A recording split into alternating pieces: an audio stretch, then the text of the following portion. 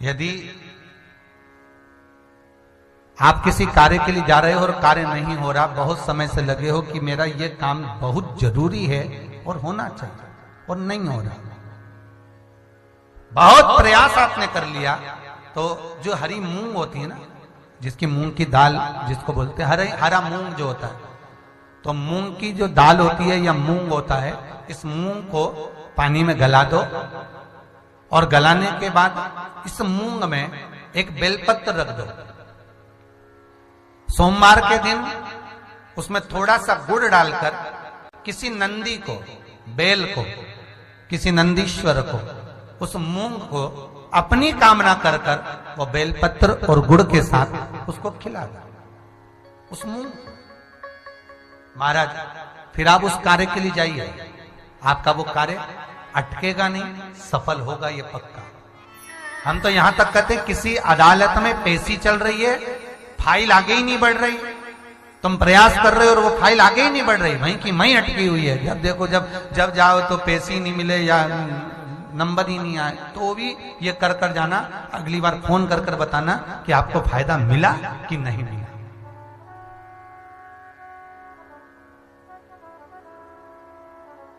कितना लाभ है इसका महाराज, वो देखिएगा राजा जनक की कथा से।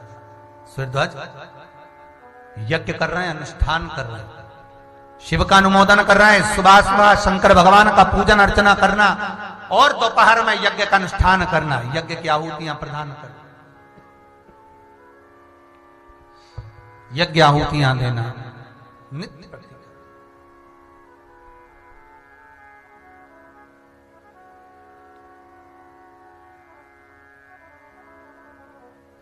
सारे गुरुवर खड़े हो गए, कहा महाराज आप कह रहे हो कि मेरी सत्ता में लोग दुखी हैं, जल वृष्टि नहीं है, धन वैभव नहीं है, सत्ता नहीं है, तो एक काम करो ना, शिव का अनुमोदन कर कर शंकर का ही अभिषेक का जल सभी दूरसिंचित कर कर आप हल चलाइए, हो सकता है कहीं कृपा विश्वनाथ की हो जाए, शंभू कहीं कृपा कर दे, शंकर कहीं करुणा कर दे, दया कर दे, करो आप, ठीक है।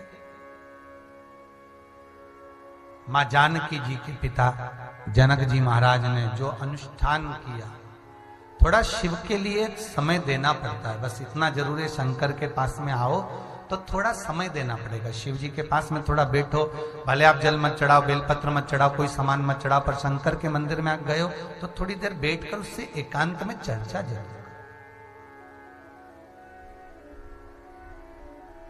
कहोगे महाराज शंकर जी के सामने, शिवलिंग के सामने बैठकर, हाँ चर्चा करो। अच्छा ऐसी जगह भी नहीं बैठना कि लोगों को तकलीफ हो, फिर कहीं कहा है चलो खसको, थोड़ा उधर खसको, फिर कहीं कहा थोड़ा इधर खसको, नहीं ऐसी जगह तो बैठना ही नहीं।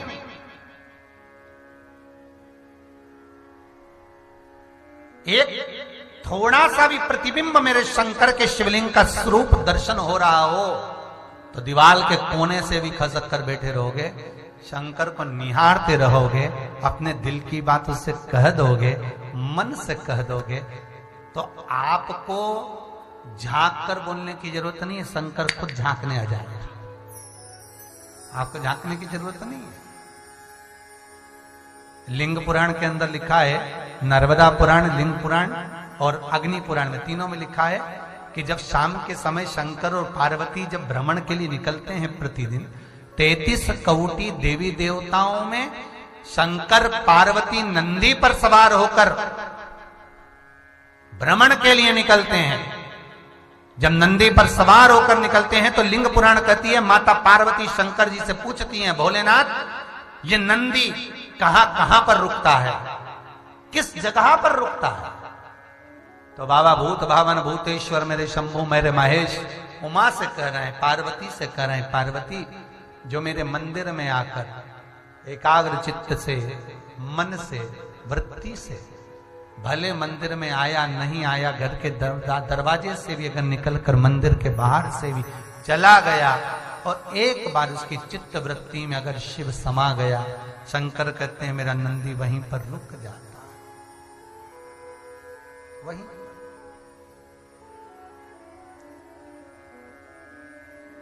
पार्वती ने प्रश्न किया था, शायद आपने सुना कि नहीं सुना ये कथा में।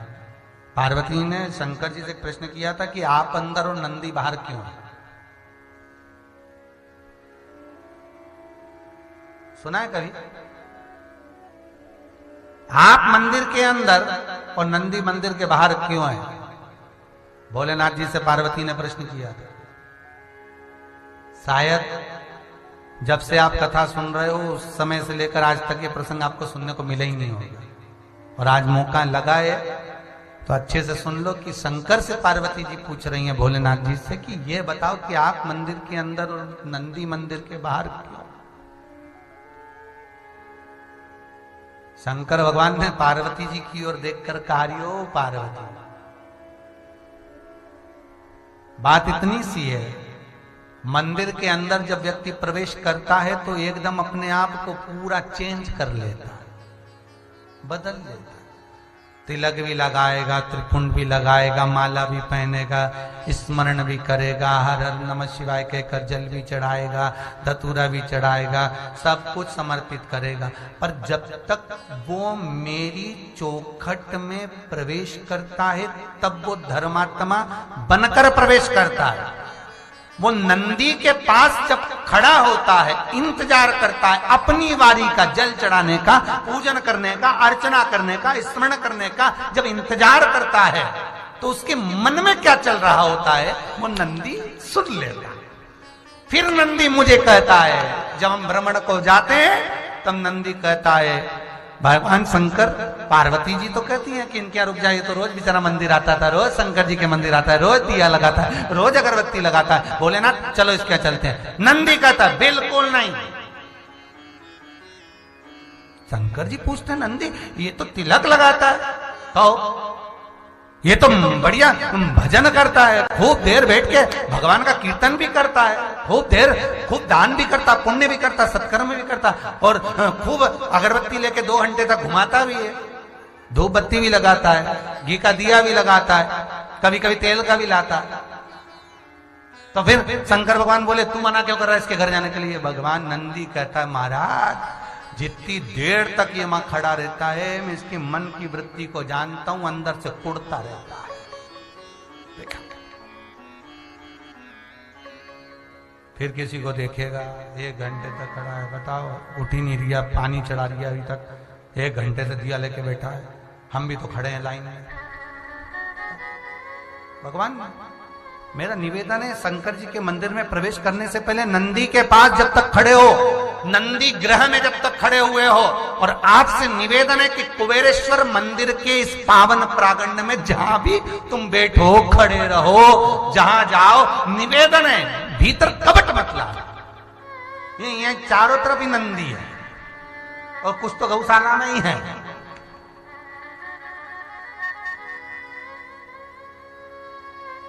यहां आयो ना तो सेवा करो। रोज कथा के बाद में भोजन होता है, खड़े हो गए भोजन करा दिया, ठीक है।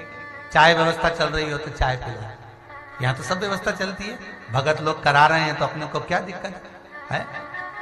जो भगत लोग आनंद दे रहे हैं तो सब भाव से चलता रहता है। सवेरे बाल भोग चले तो बाल भोग पर उसमें खड़े हो गए, सेवा में खड़े हो गए, थोड़ी गुआरी लगा दी, थोड़ी सेवा कर। यहाँ तो बाबा की धरा है, इस धरा पर जो आ गया वो पा गया। वो कहते हैं ना, यहाँ बस बाबा की धरा पर जो पहुंचा उसने अपने दिल से जो कहा बाबा ने किया। यहाँ कहीं सोचना भी नहीं हमको कि क्या है, बस स्मरण चित्त वृत्ति में भगवत भजन, भगवत शंभो की कथा कर, त्रिकालदर्शी कैलाशी अविनाशी की कथा कर। तो भगवान माता पार्वती शिव जी से कह रही हैं कि नंदी बाहर, तो भगवान शिव कहते हैं नंदी को बाहर इसलिए रखना पड़ता है कि वो सबकी याद रखता है कि किसके यहाँ जाना है, कौन क्या समझ रहा है, क्या बोल रहा है। नहीं तो ऐसे तो दिन भर कितने लोग मंदिर में आते हैं, सबके घर जाऊं तो अच्छा भी नहीं लगे।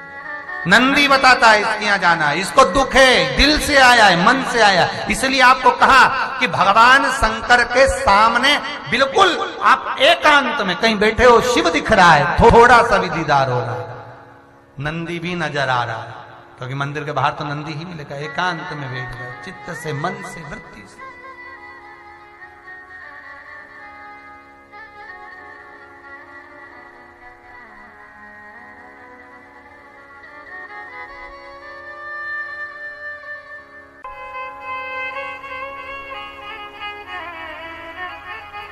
सुख का अनुभव हो जाए। महाराज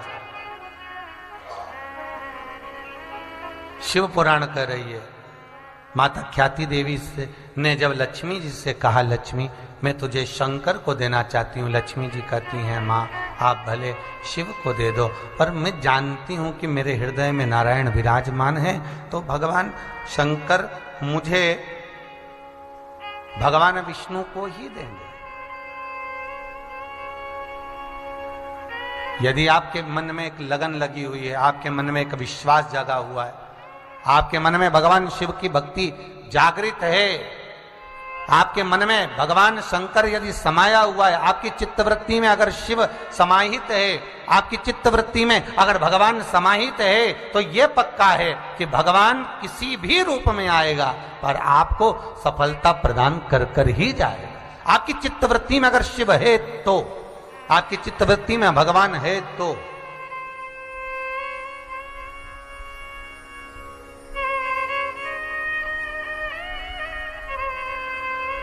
बस इस मन में, इस बुद्धि में कहीं ना कहीं भगवान का भजन, भगवान का स्मरण हो। ख्याति देवी ने कहा, लक्ष्मी एक बार मैं शंकर के पास तुझे ले जाना चाहती हूँ। लक्ष्मी जी को पकड़कर मां ख्याति देवी हाथ पकड़कर माता ख्याति लक्ष्मी को भगवान शंकर के दरवाजे पर ले गए, शिव द्वार।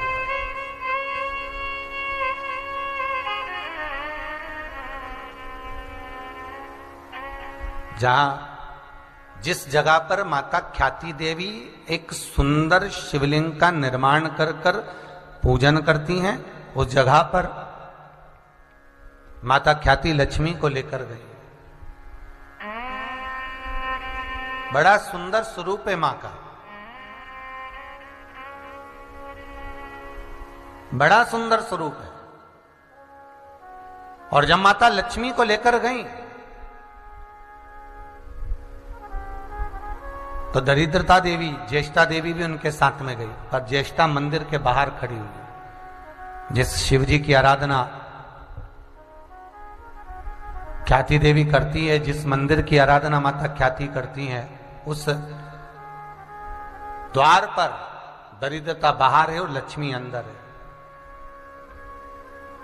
आज माता ख्याति ने हाथ जोड़कर भगवान शिव की आराधना करी, निवेदन करा, हे भोलेनाथ, हे भूत बावन, हे त्रिकालदर्शी, हे कैलाशी, हे अविनाशी, हे शिव करुणा सागर, करुणा करिए। शंकर भगवान उसी समय पर सामने प्रकट होकर कहते हैं, ख्याति तुम आई हो, क्या बात है? ख्याति देवी कहती है, मेरे साथ लक्ष्मी भी आई। इस लक्ष्मी को मैं आपको देना चाहती हूं। भगवान शिव आनंद में माता लक्ष्मी को देख रहे हैं, और माता लक्ष्मी के श्री विग्रह को जब भगवान शंकर ने देखा, माता लक्ष्मी के मुखाग्र बिंदु को जब भगवान शंकर ने देखा, तो देखकर भगवान शिव उसी समय पर कह दिया, ख्याति देवी मैं जानता हूं कि आप इसको क्यों लेकर आई।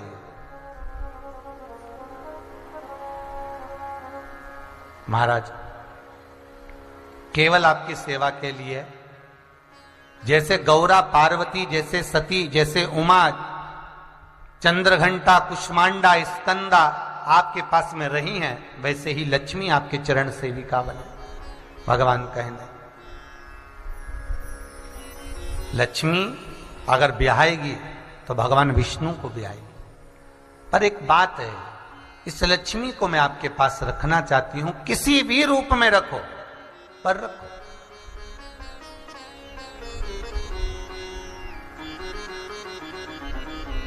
तब भगवान शिव ने कहा, हे ख्याति देवी, जब मां जगत जननी जगदम्बा अंबा दुर्गा माता पार्वती जब तप करेगी, और उसके तप करने पर जो नयन अश्रु गिरेगा, और उस अश्रु के गिरने से बेलपत्री का जो पौधा उत्पन्न होगा, उस पौधे के जड़ के भाग में, उस पौधे के निचले भाग में लक्ष्मी स्वयं विराजमान रहेगी और मेरी सेवा में बेलपत्र के रूप में पार्वती के साथ में आई।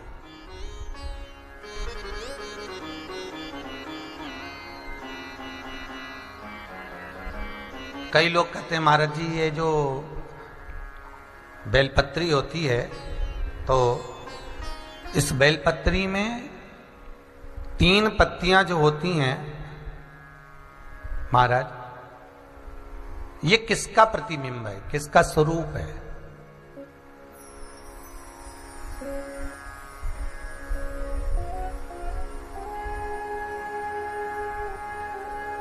शमी पत्र होता है, उस शमी पत्र के अंदर जितनी पत्तियां लगी रहती हैं वो पत्तियां किसका स्वरूप है?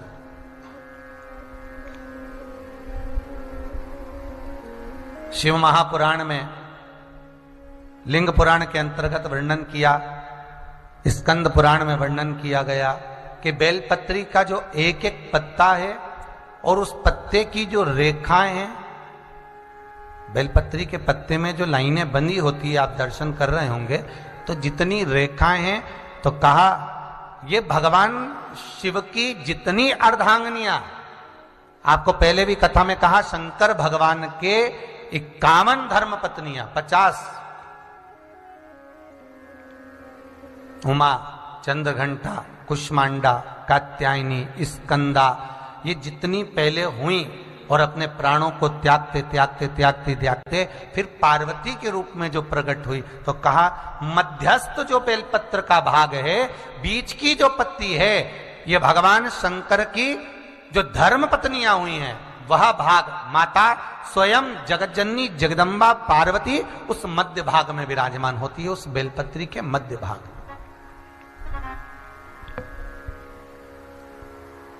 बेलपत्री के मध्य भाग में स्वयं जगजननी जगदम्बा अंबा माता पार्वती विराजमान हो जाती है। फिर कहा इस बेलपत्री का अगली जो पत्ती है दूसरे नंबर की, शिव महापुराण की कथा कहती है, लिंग पुराण कहती है, स्कंद पुराण कहती है कि दूसरे नंबर की जो पत्ती है, इस पत्ती में भगवान ब्रह्मा, ब्रह्माणी और ब्रह्मा द्वारा जो सृष्टि का निराकरण है, ब्रह्मा द्वारा जो सृष्टि अर्थात जंघा से मनु और शत्रुपा को जो प्रकट किया है, उत्तानपात प्रियवत कन्या देहूति आकुति प्रसूति, इनका संपूर्ण ब्रह्मा के द्वारा निर्मित सृष्टि का सारा भाग द्वितीय पत्ती में विराजमान होता है। तो ब्रह्मा ब्रह्माणी के साथ में शिव की स्तुति के रूप में समर्पित हो जाते हैं। तृतीय भाग, तीसरी पत्ती का जो भाग है महाराज, शिव महापुराण, लिंग पुराण, स्कंद पुराण कहती है कि एक पत्ती संसार में जन्मे हुए मनुष्य का जो भाव है, संसार में जन्मे हुए मनुष्य का जो दृष्टि गोचर है, संसार में जन्मे हुए मनुष्य का जो दृष्टि है, उसकी चित्तवृत्ति है, उसका मन है और उसकी कामना, उसका भाव तृतीय पत्ती में विराजमान होता है, जो भगवान शिव को समर्पित होता है। अब 2 पत्ती के बीच में जो डंडी है, 2 पत्ती के मध्य भाग में जो डंडी है, तो लिंग पुराण कहती है, स्कंद पुराण कहती है, पद्म पुराण वर्णन करती है कि एक पत्ती और 2 पत्ती के बीच में जो मध्य में डंडी है, इसमें 33 कोटि देवता, 33 कोटि देवता भगवान शंकर की आराधना करने के लिए मध्यस्थ विराजमान होते हैं, मध्यस्थ विराजमान। और महाराज दोनों पत्तियों के नीचे की जो भाग डंडी रहती है, ये स्वयं नारायण और लक्ष्मी का प्रतिबिंब भाग रहती है, जो कि इसीलिए हम जब बेलपत्र को समर्पित करते हैं तो मध्यस्थ पकड़कर अर्थात दोनों पत्तियों के बीच का भाग पकड़कर हम इस डंडी के भाग को अपनी ओर रखते हुए समर्पित करते हैं, जिससे लक्ष्मी और 33 कोटि देवताओं का पुण्य हमें समर्पित हो, हमारे पास में प्राप्त हो। 33 कोटि देवता। आ जाओ शमी पत्र। शमी पत्र का पहले भी आपको वर्णन किया, 1000 बेलपत्र पर एक शमी पत्र पूर्ण कर देता। कितनी बेलपत्र पर? 1000 बेलपत्र आपने शंकर को चढ़ाई और एक शमी पत्र भगवान शिव को समर्पित करा, भगवान उसको स्वीकार कर लेता है। तो कहा क्यों? तो कहा शमी पत्र के एक एक भाग में, जैसे बेलपत्र मात्र माता पार्वती जी के अश्रु से प्रकट हुआ है, शमी पत्र, शमी का वृक्ष, उमा और महेश भगवान शंकर और पार्वती के मिलन से जो नयन बिंदु प्रकट हुआ, उससे ये शमी पत्र प्रकट हुआ, शमी का वृक्ष उत्पन्न। तो कहा शमी पत्र की एक पत्ती के अंदर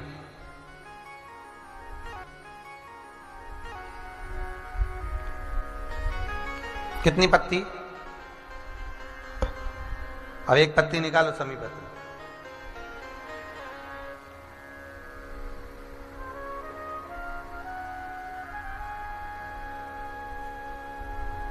ठीक है।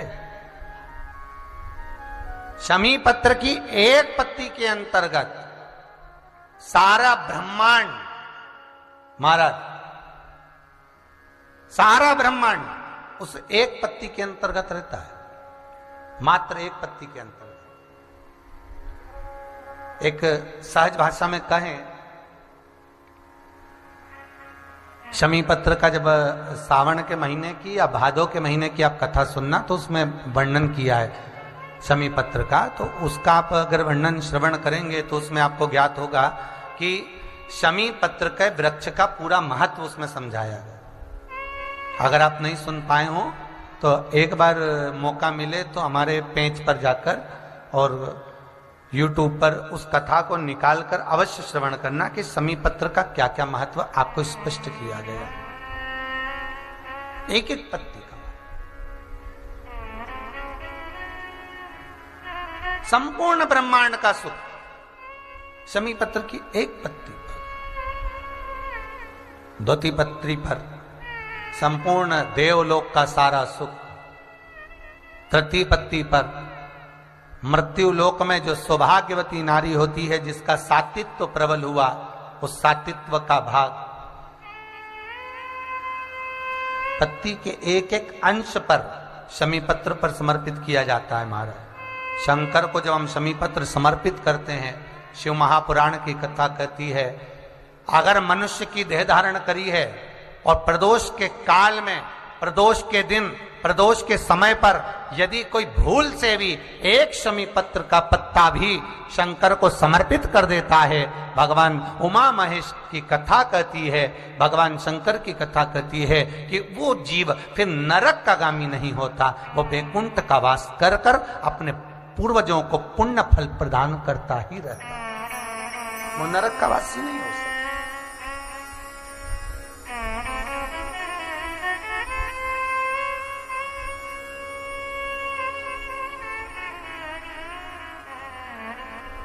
जैसे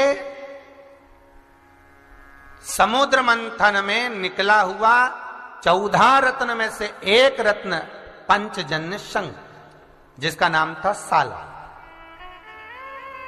पंचजन्य साला शंख। ये जो आप लोग कहते हैं ना कि ये, कई लोग कहते हैं कि साला बोल दिया तो गाली हो गई है?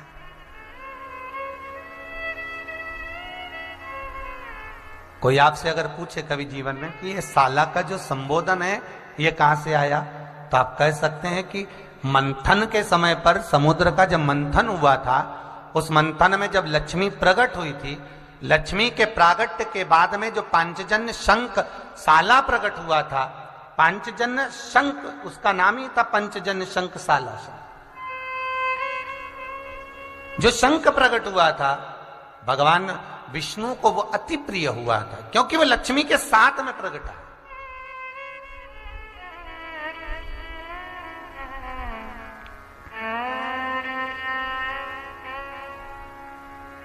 कितना सुंदर लिखा है विष्णु पुराण के अंतर्गत कि एक शंख के अंदर जल भरकर चांदी का सिक्का रख दिया जाता है, या चांदी का तार डाल दिया जाता है, या चांदी का सिक्का उसमें रख देते हैं, तो जीवन में घर में कभी संपदा की कमी नहीं होती महाराज। और वो जल जो व्यक्ति व्यापार करने जाता हो, दुकान पर बैठने जा रहा हो, किसी कार्य के लिए जा रहा हो, बस उस जल का सींचन कर कर, छीट कर या आचमन कर कर वो निकल जाता है।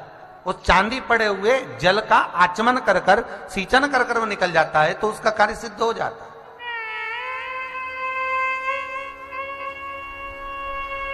अब व्यवहारिक भाषा में अगर हम लोग कहते हैं, कई लोग एक दूसरे से कह देते हैं, बताओ उसने उसको साला कह दिया। साला कह दिया मतलब जैसे गाली शब्द संबोधन नहीं है, अर्थात भगवान विष्णु को पांचजन्य शंख का आनंद सुख प्राप्त है।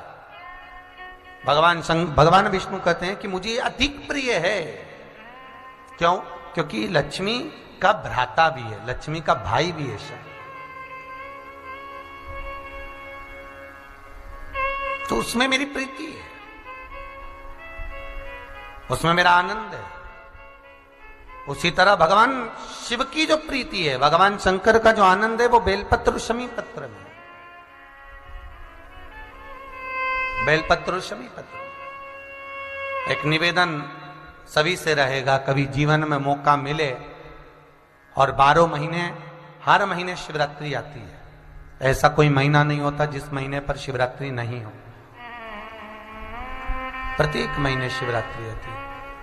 तो निवेदन रहेगा कि चंदन की 3 बिंदियां लगाकर, डंडी के भाग पर इत्र लगाकर, प्रत्येक महीने शिवरात्रि आती है। प्रत्येक महीने आप व्रत करें ना करें, आप उपवास करें ना करें, वो आपकी मर्जी है, पर इत्र या तो उंगलियों पर लगा लो और डंडी पर सम पकड़कर शंकर के शिवलिंग को समर्पित करो। महाराज प्रत्येक महीने शिवरात्रि आती है, केवल 1 वर्ष का नियम ले लो कि मेरे को शिवरात्रि पर भले मैं व्रत नहीं करूंगी, उपास नहीं करूंगी, भले मैं दान करूं ना करूं, पुण्य करूं ना करूं, सत्कर्म करूं ना करूं, पर जो तुम्हारी कामना है उस कामना को लेकर केवल हाथ में इत्र लगाकर, 3 चंदन की बिंदी लगाकर किसी भी एक शिव मंदिर में एक बेलपत्र समर्पित करूंगी। बस अगर आपने नियम ले लिया, 12 महीने की शिवरात्रि का अगर आपने नियम लिया है, तो आपकी जो मनोकामना है वो बाबा धीरे धीरे अपने आप पूर्ण करना प्रारंभ कर दे। पर एक नियम लेकर चलिए, फिर यह नहीं कि अगले महीने जब तुम्हारी भगवान पूरी कामना कर दे तो तुम 2 बेलपत्र कर लो, है? फिर आने वाले समय में तुम 3-4 बेलपत्र कर लो, तुम्हारा मन है तो तुम लोग बढ़ाते जाते हो।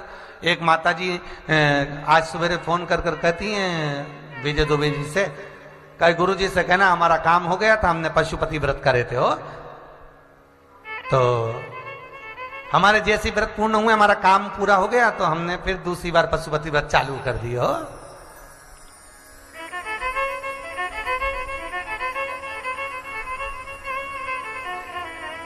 अब गुरु जी से ये पूछ के बताओ कि पशुपति व्रत का उद्यापन कैसे करना। गुरु जी ने तो बताया था कि एक नारियल पर मोली लपेट कर, लच्छा लपेट कर, और लच्छा मोली लपेटने के बाद में और उस पर 11 रुपए रख के शंकर जी के मंदिर में रखिए ना।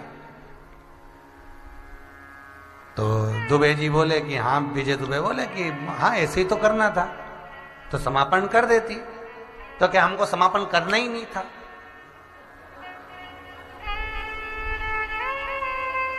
अब वो 5 व्रत पूरे हो गए, दिया भी पूरा लगा लिया, मालूम पड़े 6ठे व्रत से फिर चालू कर दिया, नारियल नहीं रखी आई।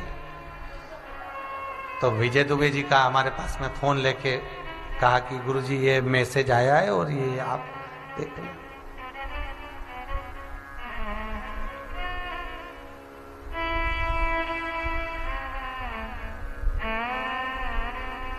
अब फोन पे तो बात हम करते नहीं। हमने दुबे जी से कहा जरा लिखो पत्र और उसमें लिखकर उनको डालो व्हाट्सएप पे कि पहले जो व्रत करा उसको तो समापन करो, फिर अगला चालू करो। तो जो भी हो माता जी जो सुन रही हो, हैं नासिक मासिक की है कहीं की, तो वो कहती है नहीं हम समापन नहीं करेंगे व्रत का। तो फिर मैसेज करा क्यों? तो के भगवान ने इतना अच्छा कर दिया, और अगर व्रत का समापन करा और भगवान फिर गड़बड़ कर दिया तो हम समापन नहीं करेंगे, व्रत कर रहे हैं।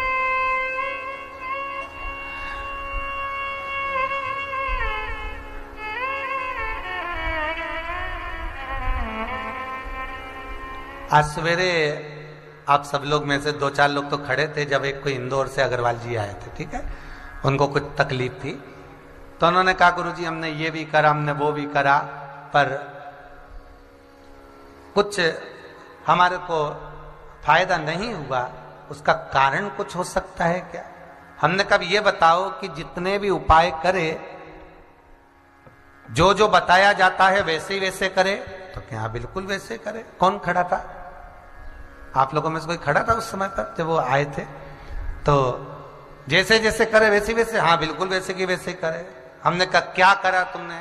तो कहा हमने बेलपत्र ली, ये करा वो करा, सब कुछ करा। बस अभी ये उनके मुख से जब निकला तो कहा हमने सब कुछ करा आपने जैसा बताया। हमने कहा ये बताओ कि जो जिस जगह का बोला था वहीं जाकर करा? तो कहा नहीं, हमने हमारे घर में जो शंकर जी का शिवलिंग है हमने सब उसी पर ही करा। देखना भाई, फिर निवेदन करूंगा आपसे, ये उसी में का हाल है जैसे काली कुतिया पानी में गिर गई, कुएं में गिर गई और बदबू मारने लगी। सारे गांव के लोग पंडित जी के पास गए, पंडित जी बताओ अपने गांव में एक ही कुआं 7 जात का लोग पानी पिए और एक काली कुतिया उसमें गिर गई, बदबू मार रही है। पंडित जी ने कहा एक काम करो, सत्यनारायण जी की कथा करवाओ, ठीक है, यज्ञ करवाओ, ठीक है, अनुष्ठान करवाओ, सब कुछ करवाए, पर कुएं की बदबू नहीं गई। गांव के लोगों ने सोचा अपने कुएं को तो बदुआ लग गई, अब बदुआ लग गई दूसरा कुआं खोदेंगे। 15 दिन के बाद कोई संत आए, संत ने आए जैसे ही तो गांव के लोग इकट्ठे होकर सरपंच साहब के साथ गए, गुरुदेव हमारे गांव में एक ही कुआं 7 जात का आदमी पानी पिए, उसमें काली कुतिया गिर गई, वो बदबू मार रही है। हमने सत्यनारायण जी की कथा करी, पूजन करा, यज्ञ करा, अनुष्ठान करा, कन्या भोज करा, भंडारा करा, सब कुछ करा। इतने में गुरु जी बोले ये बताओ कुएं में से कुतिया निकलवाई? बस वो ही नहीं करा, सब करा पर कुएं में से कुतिया नहीं निकलवाई। तो इतने में संत बोले कि तुम कुएं में से कुतिया निकलवा देते और कुएं का पानी उलीच देते, बाहर निकलवा देते, बाकी का पानी साफ हो जाता। बस हम सब कुछ करें पर कुएं में से कुतिया नहीं निकाल पाए। अगर कुतिया निकाल देते तो बदबू मारना बंद कर देती। बस इतनी सी बात थी। हम करते तो सब कुछ है महाराज, पर जैसा बताया जाता है वैसा नहीं। आवाज वो माता जी बोल के गई हमसे बहुत गलती हो गई, इसीलिए शायद फिर निवेदन करो।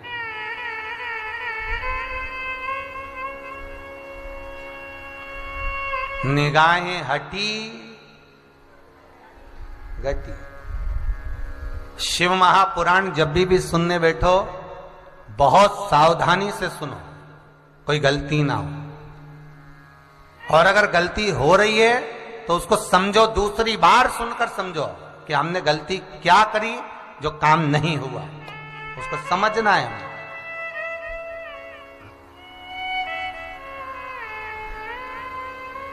कहां के थे वो 2 लड़के आए थे जो खड़े थे, पूना के, नहीं सुबह जो खड़े थे पूना से गए कि हैं? गए दोनों? 2 लड़के थे जो पूना में सर्विस लगी उनकी। वो दोनों बच्चे इतने खुश, इतने प्रसन्न। हमने पूछा इतनी प्रसन्नता का कारण क्या है? अरे गुरुजी ऐसी कोई चीज नहीं जो रह गई हो, सब मिल गई। कौन कौन खड़ा था? आप लोग खड़े थे उस समय, बात चल रही थी जब, है सब मिल गया। क्या मिल गया? पास भी हो गए, सब हो गया, और जॉब भी लग गया, और ऐसी कंपनी में लगा कि पूछो ही मत, सारा सुख मिल गया। फिर पूछा अब क्या रह गया? तो क्या विदेश जाना रह गया, बस अब एक सुख और रह गया। हमने कहा बाबा वो भी बुलाएगा, तो काहे चिंता करे, बस बाबा पे छोड़ दे, तो विश्वास रख शंकर पर और छोड़ दे। अब सौंप दिया इस जीवन का सब भार तुम्हारे हाथों में, है हार तुम्हारे हाथों में और जीत तुम्हारे हाथों में। जो भी है वो शिव पर छोड़ दो, छोड़ दो बाबा पर।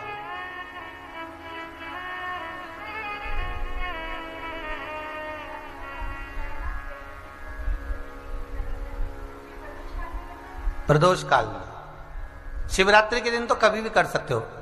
बेलपत्री जो समर्पित करना है शिवरात्रि के दिन, कभी भी किसी भी समय पर कर सकते हो। और जो प्रदोष काल का समय का जो नियम है, प्रदोष काल में ही करना है, प्रदोष के दिन ही करना है, उसका स्मरण आपको प्रदोष के दिन ही होना चाहिए। तो शिव महापुराण की कथा कहती है, माता ख्याति देवी शिव के सामने माता लक्ष्मी को समर्पित करते हुए कहती हैं, आप इन्हें स्वीकार करें। भगवान कहते हैं नहीं, ये बेलपत्री के वृक्ष के नीचे लक्ष्मी विराजमान होगी और मेरा स्मरण कर कर भगवान नारायण को प्राप्त कर ले। केवल पार्वती जी शिवलिंग का निर्माण कर रही हो और शंकर को पा रही हो, स्वयं लक्ष्मी ने भी शंकर जी के शिवलिंग का निर्माण कर कर भगवान विष्णु को प्राप्त करा था। और ध्यान देना, हम शंकर भगवान के शिवलिंग का निर्माण कर कर लक्ष्मी को प्राप्त कर सकते हैं, वैभव को प्राप्त कर सकते हैं, सत्ता को प्राप्त कर सकते हैं। ऐसा कोई सुख नहीं जो मनुष्य प्राप्त ना कर सके, ऐसा कोई सुख नहीं महाराज जो मिले ना। बस शिव ओघड़दानी, त्रिकालदर्शी, कैलाशी, अविनाशी, मेरा शिव कृपा का सागर, करुणा सागर।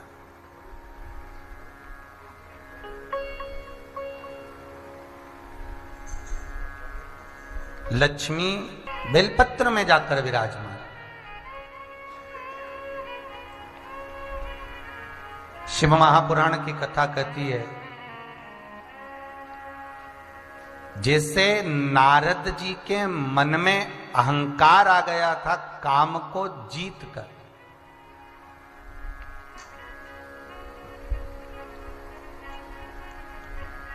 कभी कभी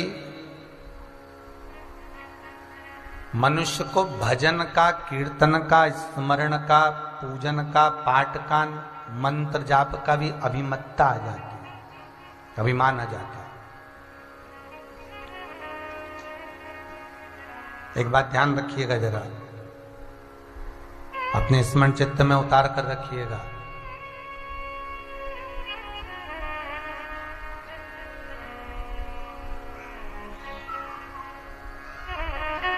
शुक्र नीति कहती है, शुक्राचार्य जी की नीति कहती है कि राक्षसों के गुरु शुक्राचार्य जी,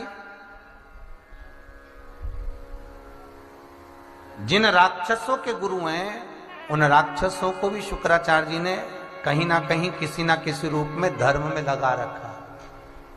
अब जरा विचार करना कि शुक्राचार्य जी के जितने शिष्य थे, जितने भी असुर राक्षस थे, वो सब के गुरु शुक्राचार्य जी हैं। और गुरु शुक्राचार्य जी इन राक्षसों को भी भगवान का भजन करवा देते थे कभी कभी।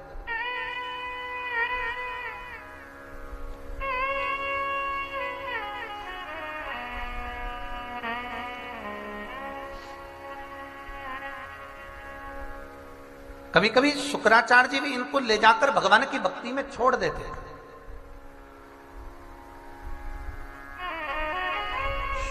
शुक्राचार्य जी की जो नीतियां हैं, शुक्र नीति जो कहती है, वो ये वर्णन करती है कि हमारे भजन का, हमारी काया का, हमारे वैभव का, हमारी गादी का, हमारी कुर्सी का, हमारी सत्ता का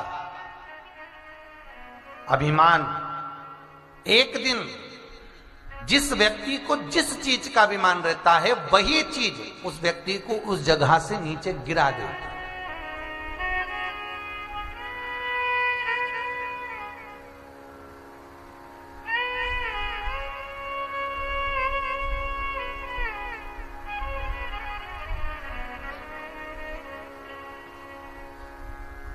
उस स्थान से नीचे पटक देते हैं।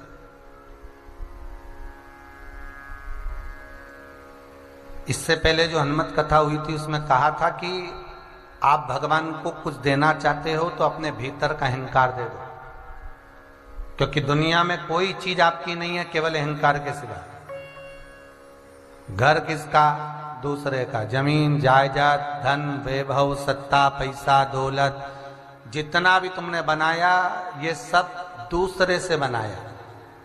ये शरीर भी दूसरे का है, माता ने जन्म दिया है, माता पिता के द्वारा निर्मित है। पर इस शरीर के अंदर जो अभिमान है वो किसी दूसरे का नहीं, अपना खुद का है।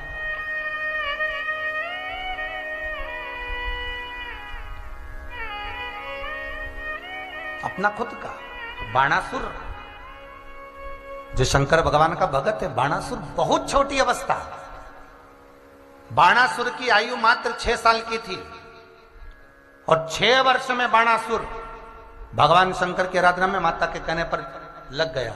जैसे माता लक्ष्मी को ख्याति देवी शिव के मंदिर लेकर गई, उसी तरह बाणासुर की माता बाणासुर को शंकर की आराधना में लेकर जाती थी। और आपसे भी निवेदन है, बच्चों में एक संस्कार डालिए कि हमारे घर के बच्चे भी भगवत भजन में लगे रहें, भगवान के मंदिर में जाएं, कीर्तन करें, स्मरण करें। नहीं करें तो उनको कई कथा में रुचि लगाओ, उनको शिव महापुराण में रुचि लगाओ, कहीं ना कहीं छोटा ना छोटा शिव महापुराण का उनको स्मरण कराओ। एक दिन 6 साल के बाणासुर ने अपने माता से प्रश्न किया, मां,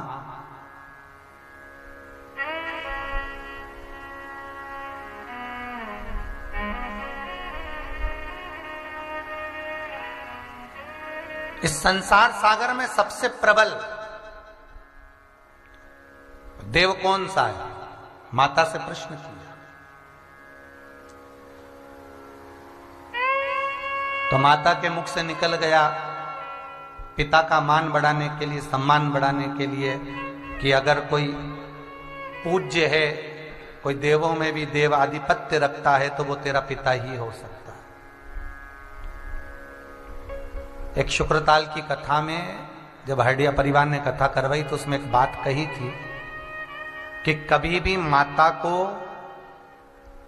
अपने पति के लिए अपने बच्चों से यह नहीं कहना चाहिए कि तेरे पिता ऐसे, या पिता को कभी अपने बच्चों के सामने अपनी माता के लिए शब्द आड़े टेढ़े नहीं कहना चाहिए। क्यों? जब बुढ़ापा आएगा कोई दूसरे आकर खड़े नहीं होंगे, बेटे बेटी सब अपनी जगह पर चले जाएंगे।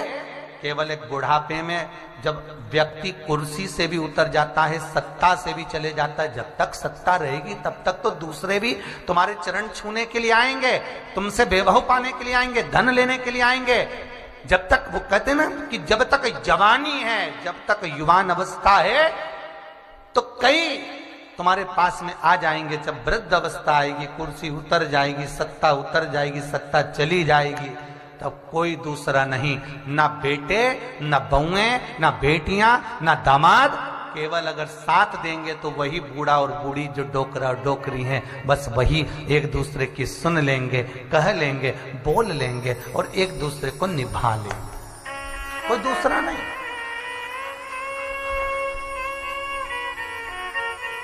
कभी बेटों से मत कहना तुम्हारे पिता ऐसे, कभी पिता ना कहे तेरी माता ऐसे, नहीं। बच्चों के सामने और माता पिता की सत्ता का एक स्थिरता लाकर रखो। तेरे पिता जैसा दुनिया में कोई नहीं होगा। बाणासुर की माता कहती है कि सारे देवता एक तरफ और तेरा पिता एक तरफ।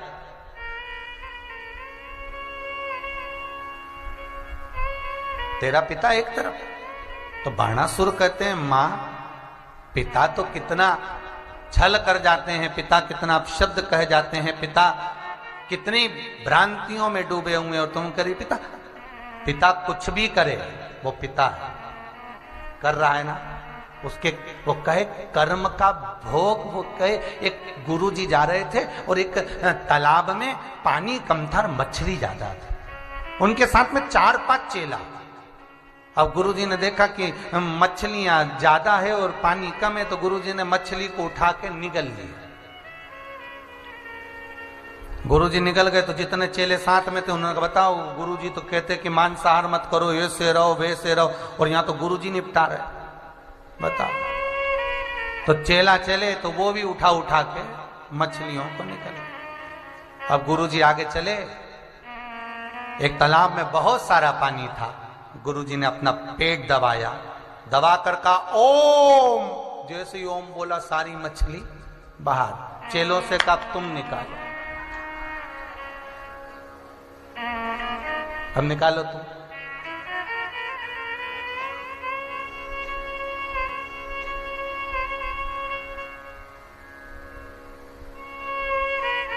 कितना सुंदर लिखा है कि गुरु कहे वो करो, गुरु करे वो कभी ना करो।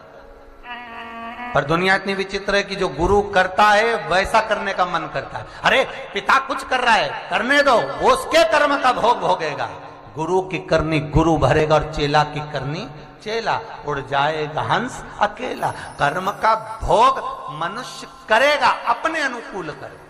फिर निवेदन करूंगा, तुम जो कमा रहे हो उसका भोग तुम्हारा पूरा परिवार करेगा, पत्नी, बच्चे, कुटुंब, कबीला। तुम जो कमा कमा कर ला रहे हो उसका भोग सब करेंगे, पर किस तरह से कमाया है उसका भोग तुझे अकेले करना है। शमशान तक सब साथ, उसके बाद तो अकेला, कोई दूसरा नहीं तेरे साथ। फिर रोएगा, यमराज से कहेगा मैंने तो परिवार के लिए झूठ बोला था, कपट करा था, इतना कमाया था। यमराज थोड़ा सा तू ले ले, पर मुझे नरक में मत थे। यमराज बोले चले कि एक दो और दूं। चल, कहां रखा? फिर इतना बड़ा फोटो टंगा रहेगा घर में, प्लास्टिक के फूल की माला, कंडा जला के घी और शक्कर, उसके सिवाय कुछ। और कौन याद करेगा? तेरा तेरा दिन याद करे, क्यों रे मन सुमिरन क्यों नहीं करे। केवल तेरा दिन, 14वें दिन तो सब नुक्ति खा के अपने अपने घर। कौन याद करे? कौन याद करे?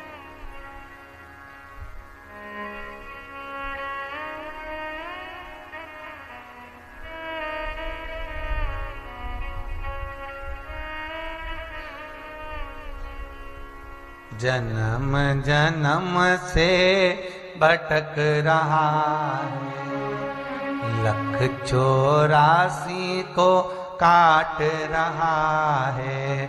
सुमिरन क्यों नहीं करे, क्यों रे नर सुमिरन क्यों नहीं करे। आड़ी टेढ़ी बात करे, बोलो मन सुमिरन क्यों नहीं करे।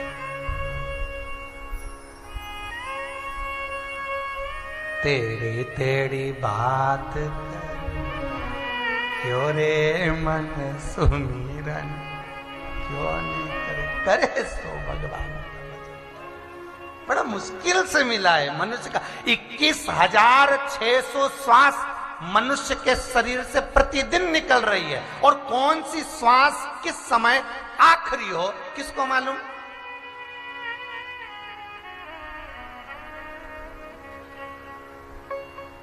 अंतिम श्वास कौन सी है मालूम ही नहीं पड़ेगा।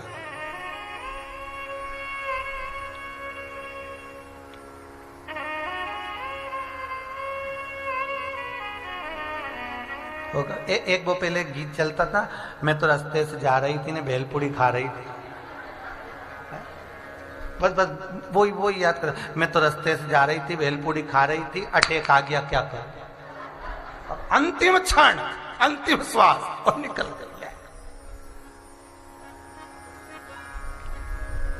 अभी किसकी शादी थी? एक कोई शादी थी इंदौर में, तो महाराज लॉकडाउन में तो शादियां में लोग कम, अपन कहें कि भीड़ ज्यादा हो गई होगी इसलिए अटैक आ गया होगा। बेचारे के हाथ में बादाम का हलवा, चम्मच, मुंह खुल्ला की खुल्ला। जीवन देखिए कैसा है, श्वास रुक। चलिए, सब रो रहे, उठा के हॉस्पिटल भी ले गए, पर वो जाने वाला तो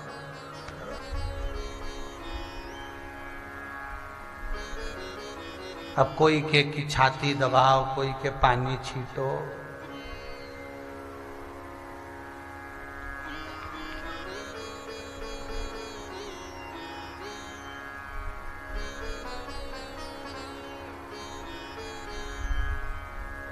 जब पहुंचे तो मालूम पड़ा कि भाई कोई बेचारा भोजन कर रहा था और वो बादाम का हलवा खाते खाते निपट गया।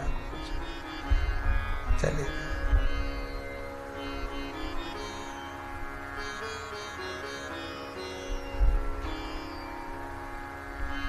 हमने कहा अब क्या हो, अब तो धूप में बादाम का हलवा धरो, क्या रखा।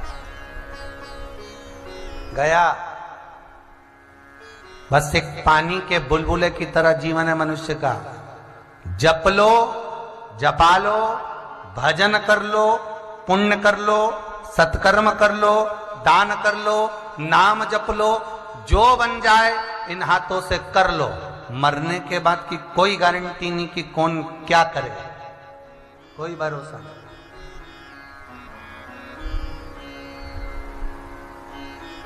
आपको है भरोसा?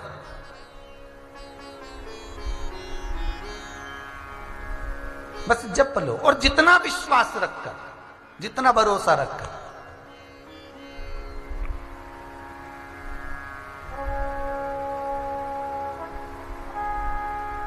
भरोसा रखकर जितना जितना ये हरदा वाले शराब जी आए हुए हैं। हमने पूछा क्यों खुश खुश नजर आ रहे हो, क्या बात है? कहे गुरुजी बेटा हो गया है बेटे के घर में। हमने कहा तुम्हारे यहाँ तो कजन कौन ने कहा दिया था कि पुत्र का सुख नहीं है। क्यों महाराज? फिर बाद में सही है, हो गया लाला, अब तो आनंद। डोकरा डोकरी दोनों खुश, देखो कितने बढ़िया दिख रहा है। अब भगवत प्रभु की कृपा है जी।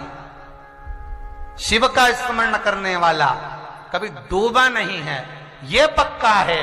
थोड़ी व्याधियां जरूर आ जाती है, थोड़ा कष्ट जरूर आता है, शिव परीक्षा जरूर लेता है, पर यह भी पक्का है अगर आपने अपना हाथ शंकर को पकड़ा कर रखा है तो पांव खींचने वाले कितने भी खींचें, पकड़ अगर उसने रखा है तो तुम्हें डूबने तो नहीं देगा। हाँ, जीवन सुख और दुख में चल रहा है, जीवन में थोड़ा सुख और दुख है।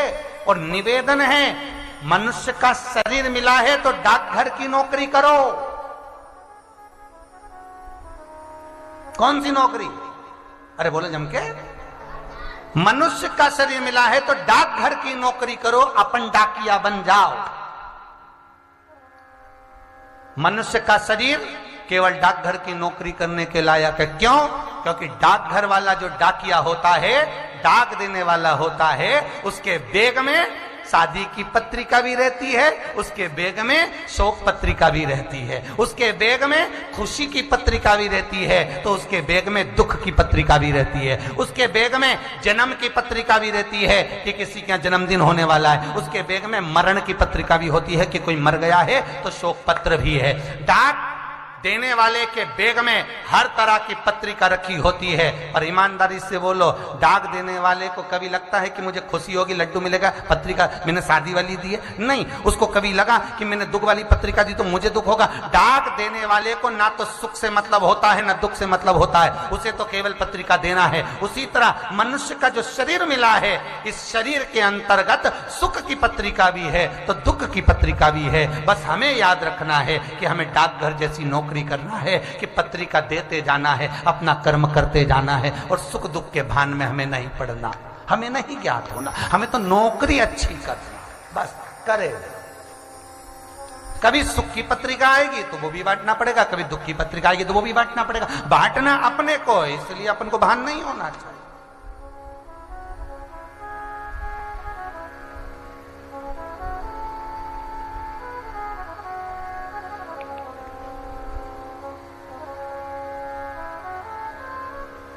सुख और दुख सब मिलना है, पर बांटना।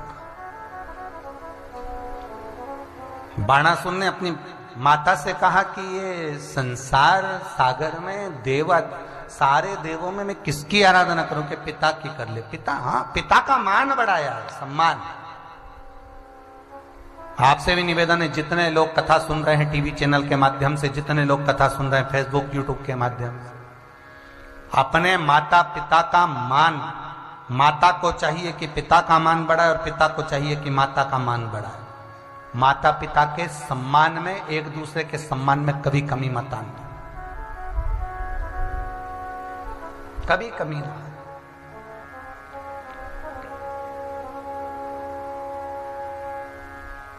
और अपने बच्चों को एक बात हमेशा कहकर रखो, तुम्हारी माता के चरण में लक्ष्मी है।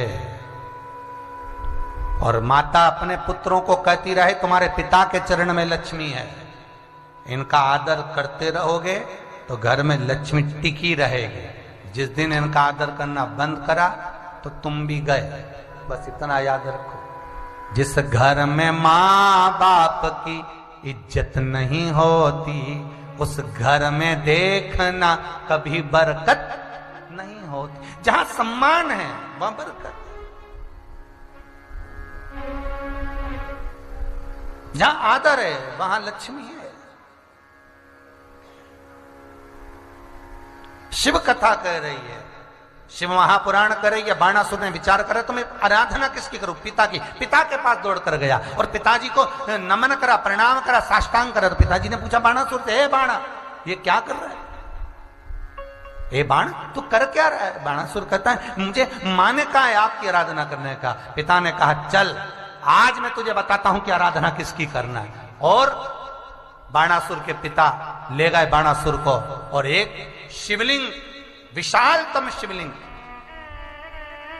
विशालतम शिवलिंग,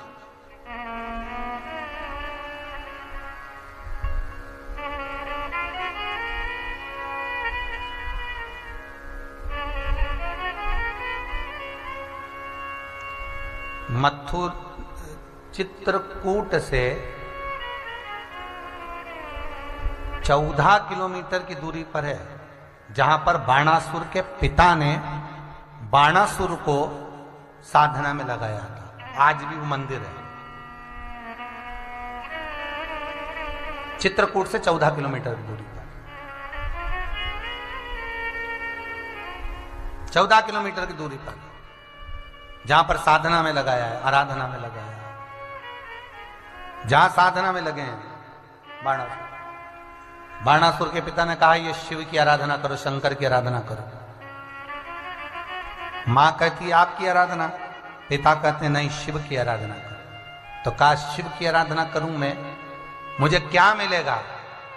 तू जो चाहे वो तुझे मिलेगा। तो बाणासुर ने कहा पिताजी सब कुछ तो आपके पास में रखा है, आप मुझे देंगे तो मैं आपकी आराधना करता हूं। बाणासुर के पिता ने कहा मैं भी जब दूंगा जब शिव कृपा करेगा। शंकर के 2 भगत में एक लंकाधिपति रावण और एक बाणासुर ऐसे थे जो शिव की आराधना में 24 घंटे डूबे रहते थे।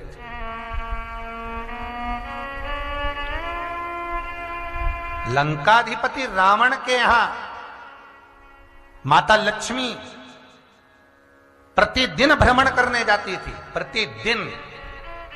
और रावण की नगरी में, लंका में, लक्ष्मी जी की बड़ी बहन ज्येष्ठा देवी दरिद्रता प्रवेश नहीं कर सकती थी, इतनी प्रबलता थी रावण की। और बाणासुर की नगरी में, जहां पर बाणासुर रहता था, उस नगरी में लक्ष्मी 24 घंटे खड़ी रहती थी, 24 घंटे।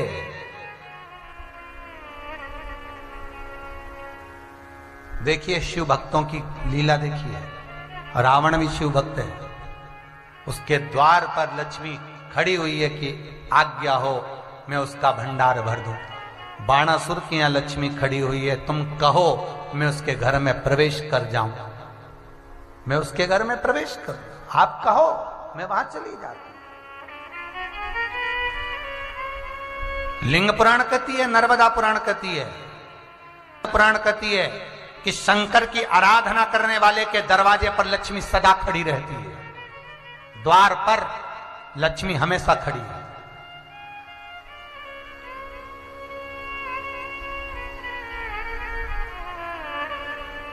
बस जो शंकर की आराधना करने वाला होता है उसके भीतर परमात्मा की भक्ति का भाव हो, पर अहंकार ना हो। भाव हो, अहंकार ना हो।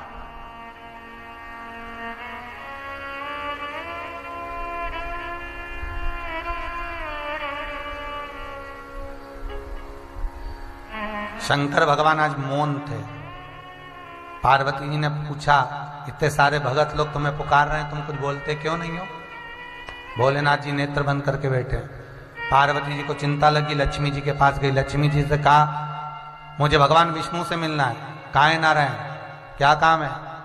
मेरे पति मुझसे बात नहीं कर रहे, कुछ मुंह से आवाज नहीं निकाल रहे। क्या पता क्या चिंता लग गई उनको। लक्ष्मी जी बोली, क्या बताऊं, नारायण को मैं जगह जगह के रह गई, नारायण ही नहीं जाग रहा, मेरी बात वो नहीं सुन रहा है। चलो ब्रह्मा जी के पास चलते हैं। पार्वती लक्ष्मी ब्रह्मा जी के पास गई। ब्रह्मा जी ने पूछा, क्या हुआ? हम दोनों के पति हमसे बात नहीं कर रहे, मौन होकर बैठे, आंखें नहीं खोल रहे। ब्रह्माणी बोले, मैं तो कुछ चिंता में डूबी हूं, मेरे को ही नहीं देख रहा है। ये भी मौन है, चिंता में डूबे हुए हैं, क्या हो गया? तीनों के पास में नारद जी आ गए। नारद जी ने पूछा, हुआ क्या ये तो बताओ। हमारे तीनों के पति ब्रह्मा विष्णु महेश मौन हो गए, कुछ बोलते नहीं, उनके नयन से बस नयन बंद है और अश्रु टपक रहे हैं लगातार। देवगुरु बृहस्पति जी के पास गए। बृहस्पति जी ने पूछा, क्या बात है? बस हमारे तीनों के पति बोलते नहीं है, मौन है, नयनों से अश्रु बह रहे हैं, कुछ बोल नहीं रहे, शब्द नहीं निकल रहे, बहुत चिंता व्याप्त।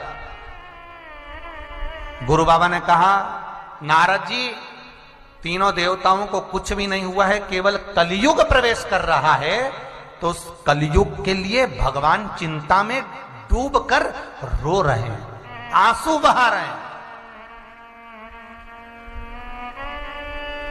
तो तीनों देवियों ने पूछा, तो कलयुग तो अपना क्रम करेगा ना, कलयुग तो आ ही रहा है।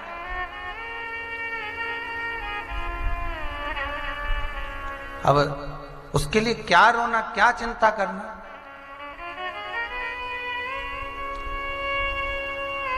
गुरुदेव बोले, नारद जी, इन तीनों देवियों को पृथ्वी पर भेज दो। कलयुग में अगर पाप हो रहा है तो कहीं ना कहीं पुण्य भी हो रहा होगा। अगर दिन भर 24 घंटे में से अगर किसी ने एक क्षण का भी कोई पुण्य करा है, उस पुण्य के बल पर तीनों ब्रह्मा विष्णु महेश अपने नेत्र खोल सकते हैं। जा देखो कोई पुण्य कर रहा है क्या। लक्ष्मी, पार्वती, सरस्वती तीनों गई, नारद जी को भी ले गई, अच्छे अच्छे कपड़े पहनकर तीनों नीचे गई। तो एक जगह पे प्रवचन चल रहा था, कोई महाराज जी बैठे थे, खूब बढ़िया कथा वथा कह रहे थे, खूब सत्संग चल रहा था। लक्ष्मी जी ने सोचा, चलो यहां पर पुण्य हो रहा होगा। जब वहां पर जाकर देखा तो वहां भी पापी हो रहा था। कुछ लोभ भरा हुआ था, कुछ काम भरा हुआ था, कुछ आसक्तियां भरी हुई थी, कुछ तृष्णाएं भरी हुई थी। लक्ष्मी जी वहां से भी सरस्वती को लेकर, पार्वती को लेकर चली गई और आगे गई। सोचा यहां पर लोग भगवान को अगरबत्ती दिया लगा रहे हैं, मंदिर के अंदर धूप बत्ती लगा रहे हैं, दिया लगा रहे हैं, यहां पुण्य हो रहा होगा। वहां जाकर देखा तो वहां भी लोभ भरा हुआ था, वहां भी लोभ भरा हुआ था। जो आया सबके मन में लोभ था, मेरे को बस ये मिल जाए, मेरे को ये मिल जाए, मेरे को वो मिल जाए। भगवान ने कहा यहां भी नहीं। और आगे गए, राजा के भवन में पहुंचे तो वहां भी काम और लोभ भरा हुआ था। तब लक्ष्मी जी नारद जी को लेकर एक स्थान पर गई, जहां पर एक सास और बहू अंदर जा रहे थे मंदिर में पूजन करने के लिए। कुछ कामना पूर्ण हो गई होगी, मिठाई का डब्बा लेकर जा रहे होंगे। इतने में कोई बाहर रुदन कर रहा था, रो रहा था, भूख से बिलख रहा था। और उतने में एक सास ने मिठाई उठाकर उस बिलखते हुए को दे दी। बहू बोली, मां, मेरा व्रत, मेरा उपास, मैंने नियम लिया था और तुमने मिठाई उठाकर इसको क्यों दे दी? मेरा नियम तोड़ दिया। सास बोली, बेटा चलेगा, अंदर भगवान को थोड़ा सा भोग लगेगा, चल जाएगा, पर बाहर कोई भूखा ना रहे, उसका पेट भर जाए बस। इतने में देव ऋषि नारद लक्ष्मी, पार्वती और सरस्वती को लेकर अपने अपने घर पर जब गए तो भगवान के नेत्र खुले मिले। नारद जी ने पूछा, प्रभु आपके नेत्र क्यों खुल गए? तो के 24 घंटे में किसी एक ने थोड़ा सा पुण्य कर दिया। मंदिर में पूजन करने की जगह किसी के चेहरे पर स्माइल ला दी, प्रसन्नता ला दी, बस वो पुण्य है। कई लोग हमको भी फोन लगा कर बोलते महाराज जी आप शिव पुराण वाचते हो तो शिव पुराण में ये सारे उपाय बताने की जरूरत ही नहीं है, आप तो कथा कथा कह दो, काय को उपाय बताओ। अरे भैया शिव महापुराण का शास्त्र वर्णन करता है, शंकर की कथा कहती है, भगवान भूत भावन भूतेश्वर मृत्यु लोक के देवता हैं और पृथ्वी का देवाधिदेव महादेव है जो पृथ्वी पर निवास करता है, वो किसी को दुखी नहीं देख सकता। इसलिए शंकर की कथा में थोड़े उपाय बता दें और आपके चेहरे पर अगर प्रसन्नता आ जाए तो उससे बढ़कर कोई आनंद की अनुभूति नहीं हो सकती, उससे बढ़कर कोई सुख नहीं हो सकता। प्रसन्नता आपको बहुत एक आनंद, एक भाव आनंद का, प्रसन्नता का। महाराज शिव पुराण कह रही है, बाणासुर से भगवान स्वयं उसके पिता कह रहे हैं कि तुम शिव की आराधना करो, वो देगा, शंकर देगा। ठीक है,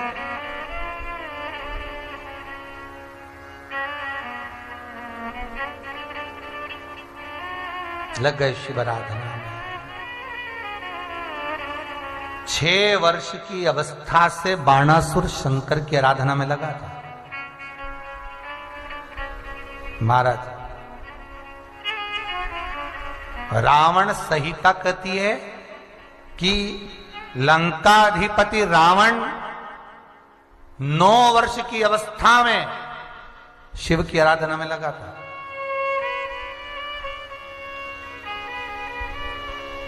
थोड़ा जीवन में दुख जरूर आता है पर शंकर की आराधना करने वाला डिगता नहीं है, डोलता नहीं है।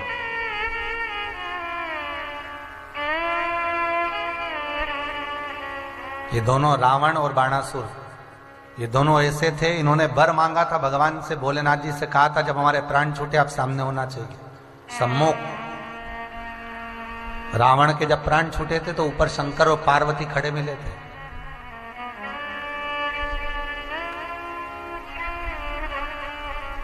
भगवान विष्णु के पार्षद खड़े थे रावण को ले जाने के लिए, तो भगवान शंकर ने आकर कहा नहीं, ये लंकाधिपति रावण बैकुंठ में नहीं जाएगा, ये लंकाधिपति रावण मेरे कैलाश पर रहेगा, मेरे कैलाश पर वहां रुकेगी।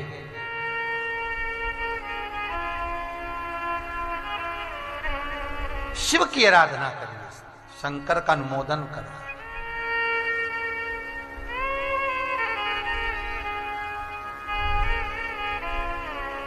और जब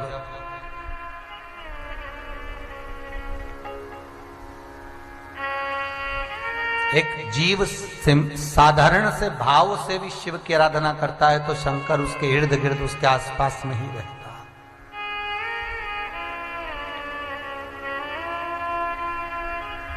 उसके आसपास है।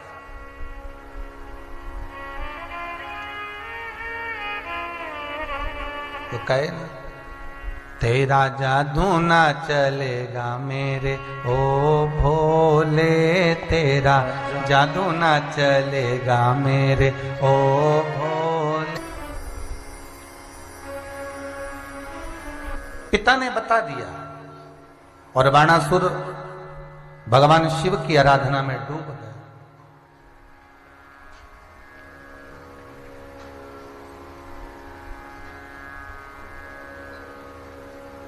भगवान शंकर की आराधना में बाणासुर लग गए।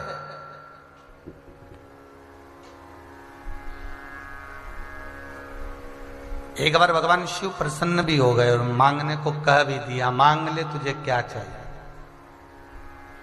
कहा मेरी इतनी भुजा कर दो कि मेरी कहीं हार ना हो, मैं हर जगह जीतूं ही, बस इतनी भुजाएं मेरी दे दीजिए, इतनी भुजाएं मुझे प्रदान कर दीजिए।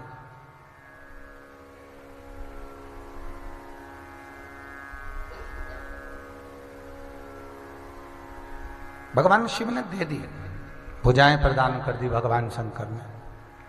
और भगवान शंकर ने जब भुजाएं प्रदान कर दी तो बाणासुर के मन में फिर अहंकार जागा, अभिमान इकट्ठा हो गया, फिर अभिमान आ गया। और अभिमान एकत्रित हुआ तो भगवान शिव के पास ही जाकर कह रहा है, भोलेनाथ जी आपने भुजाएं दे दी, खूब अच्छे हाथ दे दिए और मैंने जगत में विजय भी प्राप्त कर ली, पर मेरा निवेदन केवल इतना सा है कि अब मुझसे कोई लड़ने ही नहीं आता है, दिक्कत वहां इकट्ठी हो गई। अब भगवान ने जब हाथ नहीं थे दे दिए, अब कह रहा है कि हाथ ऐसे दे दिए कि अब मेरी विजय तो हो गई पर अब मुझे लड़ने के लिए कोई नहीं मिल रहा। फिर वही कल वाली बात आ गई, भगवान देता है तो छप्पर फाड़ कर देता है, और भगवान जब लेता है तो तन का कपड़ा भी फाड़ लेता है। भगवान दे भी रहा है और ले भी रहा है।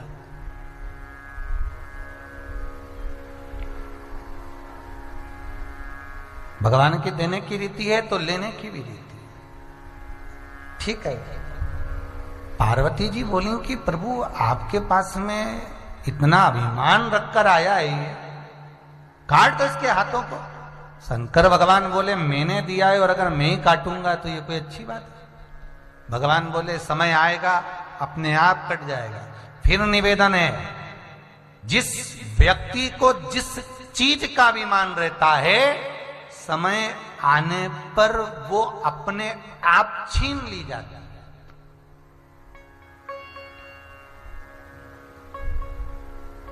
अपने आप।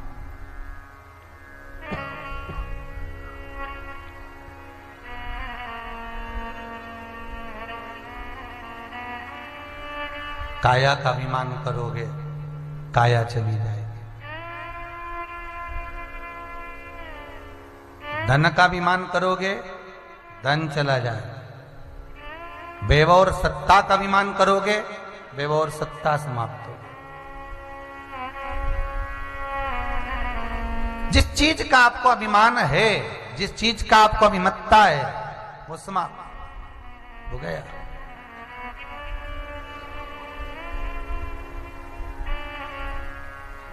शिव कथा कह रही है, शिव महापुराण कथा कह रही है।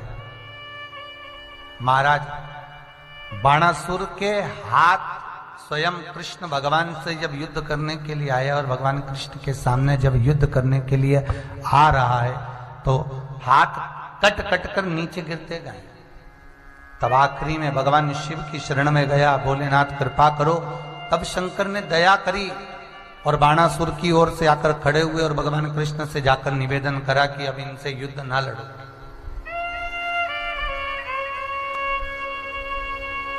अभिमान जब चला गया तब तक तो सब कुछ ही समाप्त हो गया। शिव कथा कह रही है। जब हम भगवान शंकर के मंदिर में जाएं तो हमारी अभिमत्ता, हमारा अहंकार हम भगवान को समर्पित कर दें कि सबसे पहले भगवान को अहंकार दे दो कि मेरे भीतर अभिमान रहेगा तो आप मुझे मिल नहीं पाएंगे, अहंकार से आप वंचित रहेंगे। ये अभिमान मैं आपको दे रहा हूं, मेरा अभिमान आप रख लो। अभिमान पंडित हो दूर। शिव पुराण कहती है, भगवान शंकर की कथा कहती है कि बाणासुर अभिमान समर्पित नहीं कर पाया, इसलिए सब कुछ पा गया। सारा वैभव, सत्ता, राजसी ठाट, वैभव, लक्ष्मी, संपदा सब कुछ था उसके पास में, पर अभिमान के कारण उसने सब समाप्त कर लिया। लंकाधिपति रावण के पास में किस चीज की कमी थी? लंकाधिपति रावण के पास में क्या कमी है? सब कुछ है, सारा वैभव, सारी सत्ता, धन, वैभव सब कुछ है, पर अभिमान बार बार उसके मुख से निकलता था, मैं लंकेश, मेरे इस महल में सारे ग्रह बंधे हुए हैं, सारे नवग्रह रतन सब वहीं पर बंधे हुए थे, मैं लंकेश। वो अभिमान, अहंकार में 3 गए, धन, वैभव और वंश। ना मानो तो देख लो रावण, कौरव और कंस, ये तीनों अहंकार में चले गए। धन भी गया, वैभव भी गया और वंश भी गया। रावण भी गया, कौरव भी गया और कंस भी गया। अहंकार रखकर हम भगवान को नहीं पा सकते।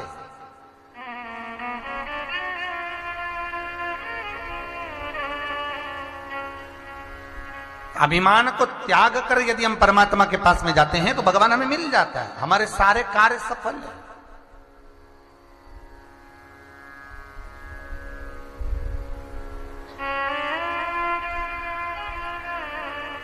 शिव को पाना सरल है, भक्ति सरल है, सरल। शिव कथा कर रही है, देवऋषि नारद के भीतर अहंकार इतना भर गया था तो काम को उन्होंने विजय प्राप्त करी है, इसलिए अभिमान भरा हुआ है। काम को जीता इसलिए अहंकार भरा हुआ उनके भीतर। यही कारण तो था जो भगवान विष्णु के दरवाजे पर जाकर कहते हैं कि हे नारायण, जिस शंकर ने कामदेव को नहीं जीता उसको मैंने जीता है। भगवान विष्णु जान गए कि आज ये शिव की निंदा कर रहे हैं, शंकर की निंदा कर रहे हैं, और जो शिव की निंदा करे, शंकर की निंदा करे तो वो मेरा हो नहीं सकता, वो मेरा नहीं हो सकता।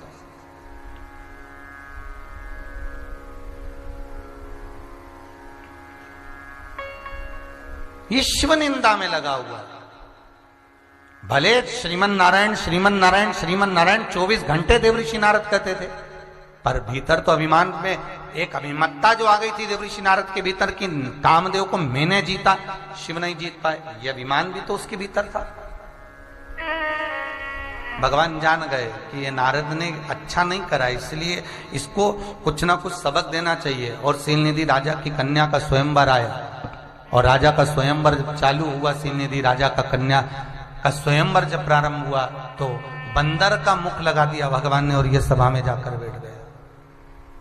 बंदर का मुख लगा।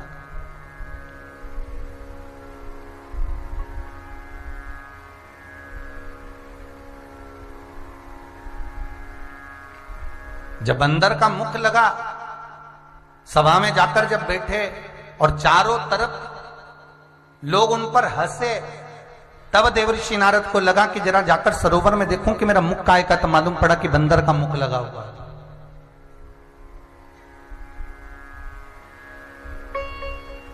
तब मालूम पड़ा कि बंदर का मुख लगा हुआ।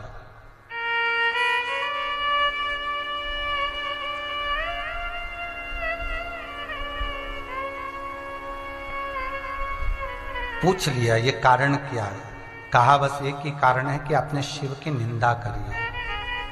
पहले की कथा में कहा है आपको, शंकर की निंदा करने वाला, शंकर की निंदा सुनने वाला, ये दोनों महापापियों की गिनती में आते हैं। इनको पशु की योनि मिलती है। देवऋषि नारद ने शिव की निंदा करी थी, इसलिए उनको बंदर का मुख लगा था, और भगवान विष्णु ने शंकर की निंदा सुनी थी, इसलिए घोड़े का मुंह लगा था।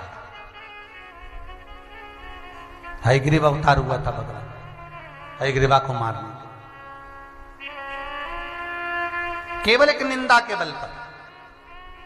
एक व्यक्ति रोज निंदा कर भी दे और प्रतिदिन अगर बोल भी दे, निंदा का शब्द उसके मुख से निकल रहा है, आपको मालूम है कि ये आएगी और निंदा करेगी, ये आएगा और चुगली करेगा, तो आपसे निवेदन है वो आए तो उससे पहले उसको कह दो कि मैं किसी की बुराई नहीं सुन सकता, मैं किसी की निंदा नहीं सुन सकता, मैं बस इतना जरूर कर सकता हूं, आप बैठो भजन करो, कीर्तन करो, नाम जाप करो या अपना काम करो, पर निंदा के शब्द में नहीं सुन पाऊंगा, निंदा का संबोधन में नहीं। एक व्यक्ति ने एक प्रश्न किया है, बहुत अच्छा है, व्हाट्सएप पे प्रश्न था, गुरुजी ये जितने निंदा करने वाले होते हैं, चुगली करने वाले होते हैं, तो भगवान को मालूम है कि ये निंदा करेंगे, चुगली करेंगे, तो भगवान इनको पैदा ही काय को करता है? देखो प्रश्न अच्छा है, वैसे तो कोई दिक्कत नहीं है, गलत नहीं है वो।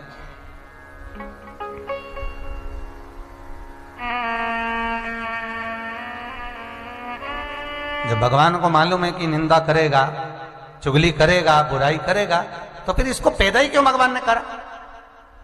इसको पैदा ही नहीं करना था।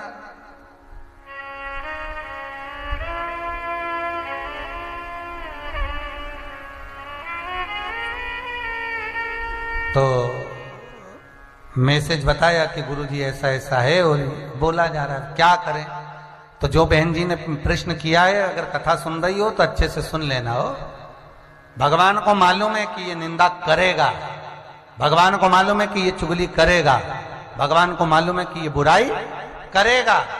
भगवान ने इसको पैदा इसलिए करा क्योंकि हो सकता है जिसकी निंदा करेगा उसको ना जाने कितने रोग होने वाले होंगे, कितनी बीमारियां होने वाली होगी, कितना दुख उसको आने वाला होगा, पर ये निंदा कर कर, चुगली कर कर, बुराई कर कर, कपट कर, इसके लिए बोल कर ये उसका आधा रोग आदि बीमारी सब समाप्त कर देगा।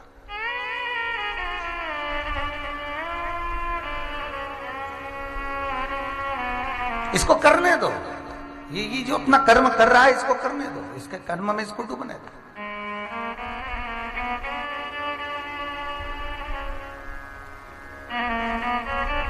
गंगा के घाट पर दोनों जाते हैं हरिद्वार में, अभी कुंभ के मेले में ढेर सारे मिलेंगे हो।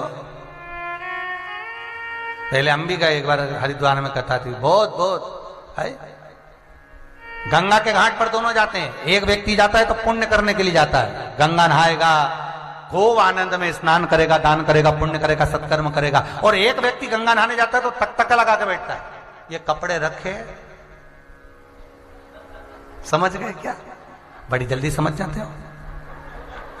इसने कपड़े रखे, उतारे, सामान रखा, बैग रखा और ये लेके गया। अब देखिए, एक व्यक्ति जो गंगा नहा रहा है, जो गंगा का स्नान कर रहा है, एक व्यक्ति जो गंगा में डुबकी लगा रहा है, उसके पूर्वजों को भगवान कंधा ठोक कर कह रहे, पीठ ठोक कर कह रहे, वाह वाह वाह, तेरे कुल में कोई एक ऐसा हुआ जो कि गंगा नहा रहा है और सारी पीढ़ी को तार दे रहा है, और एक जिसने चोरी करी, भगवान उसके भी पूर्वजों के पास गए, उसका भी कंधा ठोक के बोले, देख तेरी औलाद को, देख तेरे कुल में एक ऐसा पैदा हुआ जिसने चोरी करने के लिए कहीं दूसरी जगह चले जाता, गांव नगर शहर में चले जाता, पर चोरी करने की जगह भी मिली तो तीर्थ, और तीर्थ में भी जगह मिली तो गंगा का घाट। तो भगवान उसका भी कंधा ठोक के कह रहे, वारे चोटे के